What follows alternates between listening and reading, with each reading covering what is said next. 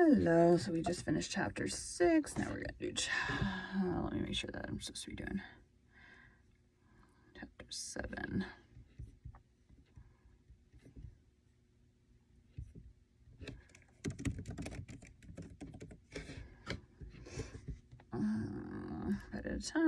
Bed at a time, Emma, open, okay.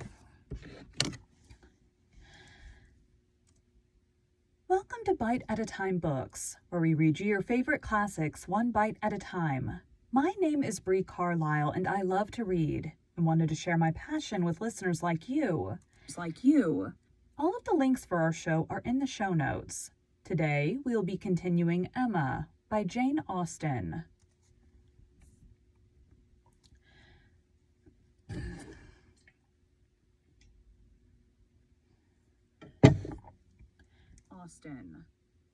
Chapter 7. Emma's very good opinion of Frank Churchill was a little shaken the following day by hearing that he was gone off to London, merely to have his hair cut. A sudden freak seemed to have seized him at breakfast, and he had sent for a chaise and set off, intending to return to dinner, but with no more important view than appeared... A sudden freak seemed to have seized him at breakfast, and he had sent for a chaise and set off, intending to return to dinner, but with no more important view that appeared than having his hair cut. There was certainly no harm in his traveling 16 miles twice over on such an errand, but there was an air of foppery and nonsense in which she could not approve. It did not accord with the rationality of plan, the moderation in expense, or even the unselfish warmth of her heart, which she had believed herself to discern in him yesterday. Vanity, extravagance, love of change, restlessness of temper, which must be doing something good or bad. Heedlessness as to the pleasure of his father and Mrs. Weston. Indifferent as to how his conduct might appear in general, he became liable to all these charges.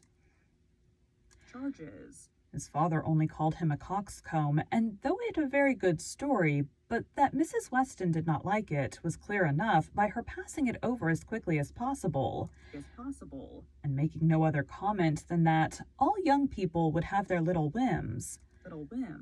With the exception of this little blot, Emma found that his visit hitherto had given her friend only good ideas of him.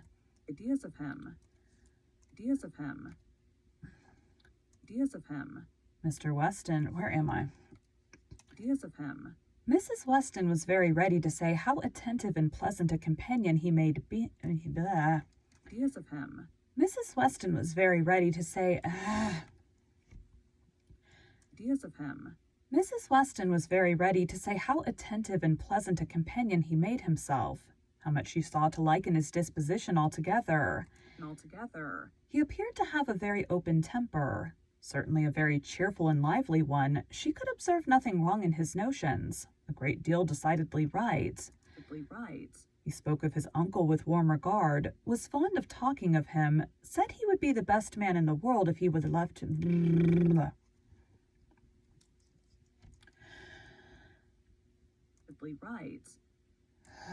is that? He spoke of his uncle with warm regard, was fond of talking of him, said he would be the best man in the world if he were left to himself. And though there was no being attached to the aunt, he acknowledged her kindness with gratitude and seemed to mean always to speak of her with respect. This was all very promising, and but for such an unfortunate fancy for having his hair cut, there was nothing to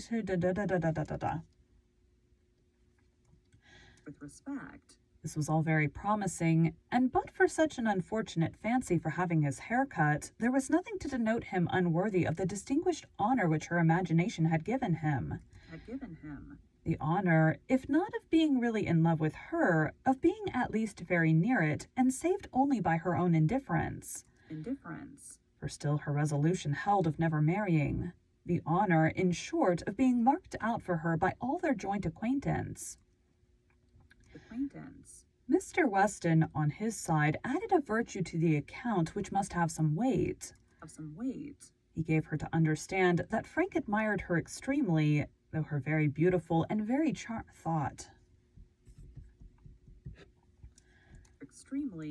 thought her very beautiful and very charming, and with so much to be said for him altogether, she found she must not judge him harshly. As Mrs. Weston observed, all young people would have their little whims. There was one person among his new acquaintance in Surrey not so leniently disposed.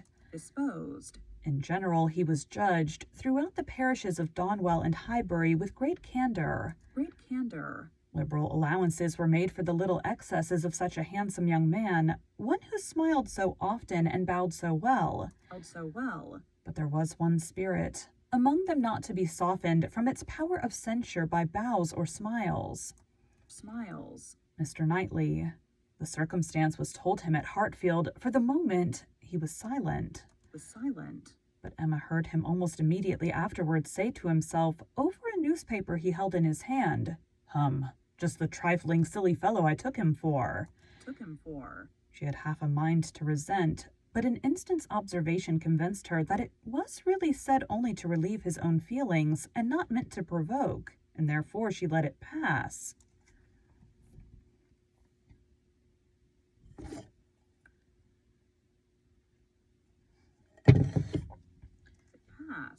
Although in one instance, the bearers of not good tidings, Mr. and Mrs. Weston's visit this morning was in another respect particularly opportune. Something occurred while they were at Hartfield to make Emma want their advice, and which was still more lucky, she wanted exactly the advice they gave. This was the occurrence. The Coles had been settled some years in Highbury and were a very good sort of people.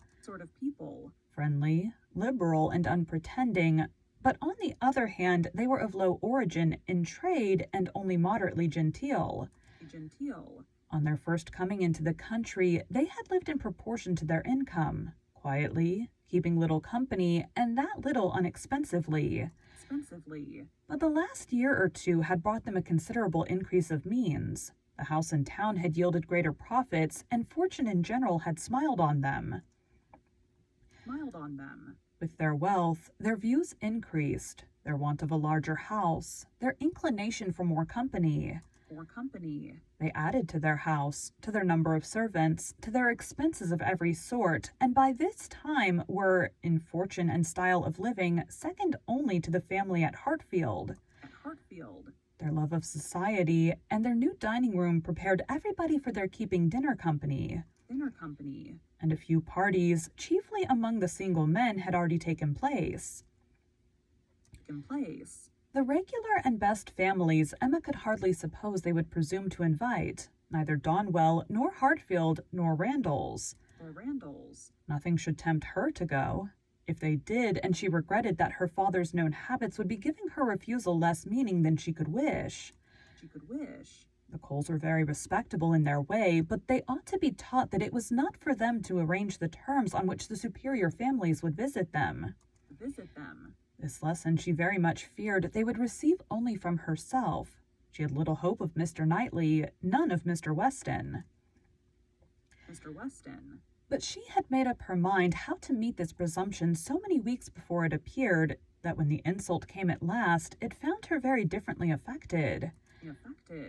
Donwell and Randalls had received their invitation, and none had come for her father and herself.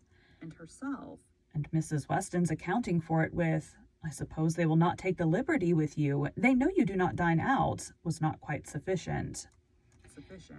She felt that she should like to have had the power of refusal, and afterwards, as the idea of the party to be assembled there, consisting precisely of those whose society was dearest to her, occurred again and again. She did not know that she might not have been tempted to accept.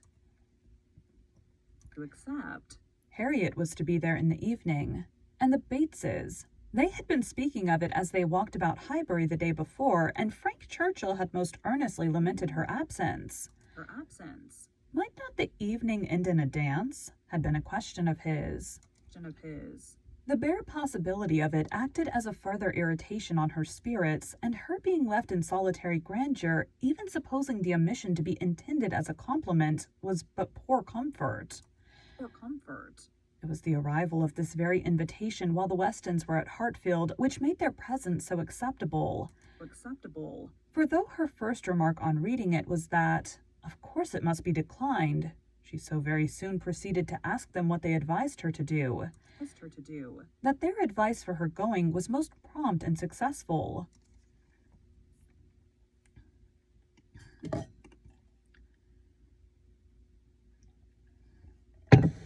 I want an invite just so I can turn the invite down. So stupid. Successful. She owned that considering everything, she was not absolutely without inclination for the party. The Coles expressed themselves so properly. There was so much real attention in the manner of it, so much consideration for her father. They would have solicited the honor earlier, but had been waiting the arrival of a folded screen from London, which they hoped might keep Mr. Woodhouse from any draught of air, and therefore induce him the more readily to give them the honor of his company. Upon the whole, she was very persuadable, and it being briefly settled among themselves how it might be done without neglecting his comfort, how certainly Mrs. Goddard, if not Mrs. Bates, might be depended on for bearing him company. Mr. Woodhouse was to be talked into an acquiescence of his daughter's going out to dinner on a day now near at hand, and spending the whole evening away from him. As for his going, Emma did not wish him to think it possible. The hours would be too late, and the party too numerous. He was soon pretty well resigned. I am not fond of dinner visiting, said he. I never was. No more is Emma. Late hours do not agree with us. I am sorry Mr. and Mrs. Cole should have done it. I think it would be much better if they would come in one afternoon next summer and take their tea with us. Take us in their afternoon walk. Which they might do, as our hours are so reasonable, and yet get home without being out in the damp of the evening. The dews of a summer evening are what I would not expose anybody to. However, as they are so very desirous to have dear Emma dine with them, and as you will both be there, and Mr. Knightley too, to take care of her, I cannot wish to prevent it. Provided the weather be what it ought, neither damp, nor cold, nor windy. Then turning to Mrs. Weston with a look of gentle reproach. Ah, Miss Taylor, if you had not married, you would have stayed at home with me. Well, sir, cried Mr. Weston, as I took Miss Taylor away, it is incumbent on me to supply her place, if I can. And I will step to Mrs. Goddard in a moment, if you wish it. But the idea of anything to be done in a moment was increasing, not lessening Mr. Woodhouse's agitation. The ladies knew better how to allay it. Mr. Weston must be quiet and everything deliberately arranged. With this treatment, Mr. Woodhouse was soon composed enough for talking as usual. He should be happy to see Mrs. Goddard. He had a great regard for Mrs. Goddard, and Emma should write a line and invite her. James could take the note. But first of all, there must be an answer written to Mrs. Cole. You will make my excuses, my dear, as civilly as possible. You will say that I am quite an invalid and go nowhere, and therefore must decline their obliging invitation, beginning with my compliments, of course. But you will do everything right. I need not tell you what is to be done. We must remember to let James know that the carriage will be wanted on Tuesday. I shall have no fears for you with him. We have never been there above once since the new approach was made, but still I have no doubt that James will take you very safely. And when you get there, you must tell him at what time you will have him come for you again. And you had better name an early hour. You will not like staying late. You will get very tired when tea is over. But you would not wish me to come away before I am tired, Papa. Oh, no, my love, but you will soon be tired. There will be a great many people talking at once. You will not like the noise. But, my dear sir, cried Mr. Weston, if Emma comes away early, it will be breaking up the party. And no great harm if it does, said Mr. Woodhouse. The sooner every party breaks up, the better.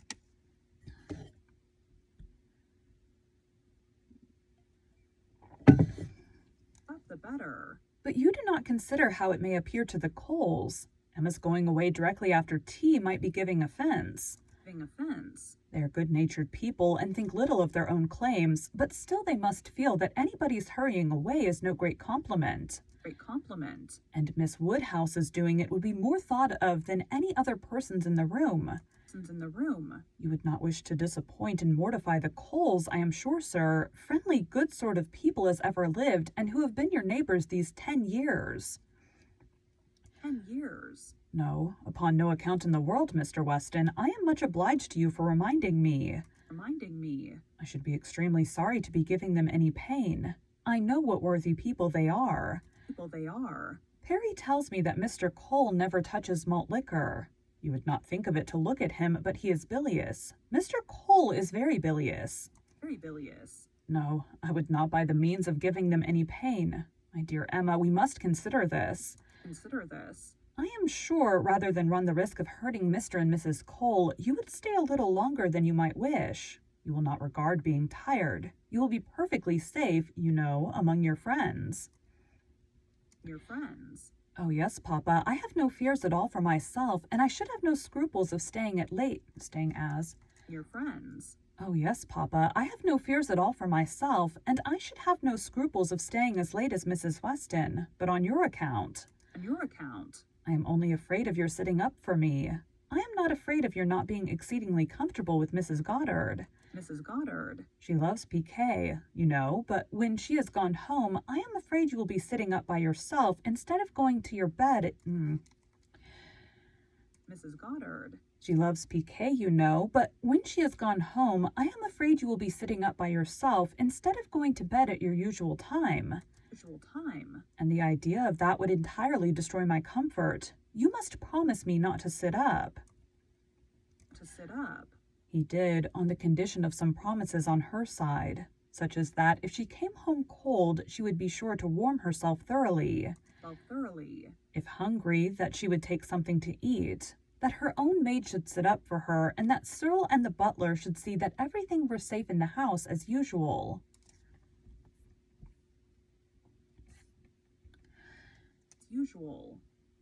Thank you for joining Bite at a Time Books today, while we read a bite of one of your favorite classics. All of the links for our show are in the show notes. We are part of the Bite at a Time Books Productions Network. If you ever wondered what inspired your favorite classic novelists to write their stories, what was happening in their lives or the world at the time, check out Bite at a Time Books, Behind the Story, Tuesdays wherever you listen to podcasts.